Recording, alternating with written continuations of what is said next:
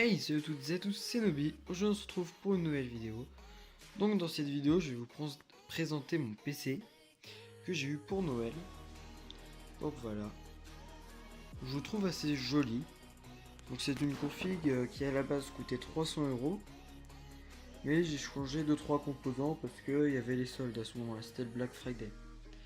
Mais si vous voulez, dans la description je vous mets la config 300 € pile et la mienne. Donc là il y a une LED rouge, enfin un ventilateur rouge, et on peut voir l'intérieur. Voilà. Donc je n'ai pas de carte graphique parce qu'elle est intégrée au processeur. 300 € c'est pas trop possible.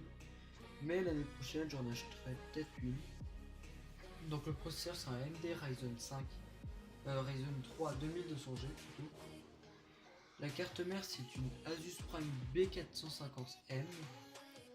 J'ai 8 Go de RAM dedans, un disque dur 500 Go et en haut j'ai une alimentation VGA de 450 watts, donc la 450BR. Et le boîtier c'est un Nox Modus. Donc voilà, c'est une petite config plutôt sympa qui me permet de faire le montage, donc comme vous pouvez le voir là, avec Sony Vegas Pro. J'utilise également OBS, mais ça ne marche pas vraiment sur les jeux. Faudrait que j'essaye de voir. Par contre, tout ce qui est jeux comme Fortnite, League of Legends, CSGO, ah, ça n'a pas fait mise au point, désolé. Allez, oui bon, on voit pas. Voilà, tout ce qui est Minecraft et tout, ça fonctionne. Après vous avoir dit la config, maintenant je vais vous dire un peu comment ça s'est passé pour le montage, pour le choix des pièces et tout. Donc j'ai choisi les pièces grâce à la vidéo de la chaîne French Hardware FR. Je vous mettrai la chaîne dans la description. Je me suis basé sur celle-ci pour faire cette config. Je l'ai un peu changé, comme le boîtier ou la carte mère. J'ai pris la même base. Alors après, j'ai reçu toutes les pièces à Noël, mais il me manquait le processeur. Du coup, j'ai dû attendre un peu. Et j'ai monté la config sur le processeur. Donc après, voilà, je l'ai monté.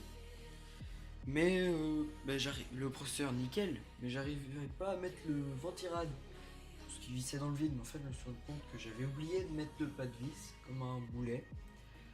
Donc voilà.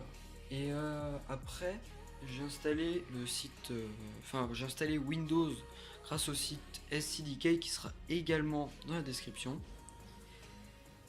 Donc voilà, je l'installe sur une clé USB, je la mets dans le PC, tout se lance bien. Sauf qu'en fait, pour Windows, il faut entrer dans le BIOS du PC. Sauf que pour ça, il faut une touche F2. Sauf que sur mon clavier, qui est Bluetooth, il fallait que j'installe le périphérique, donc la clé Bluetooth, pour que le clavier marche. Et la touche F1, F2, F3, c'est pour changer de Bluetooth, donc ça fonctionne pas. Du coup, je pouvais pas entrer dans le BIOS pour activer Windows. Et j'ai dû attendre, mais bon, j'ai eu de la chance. Mes grands-parents sont venus m'apporter un clavier.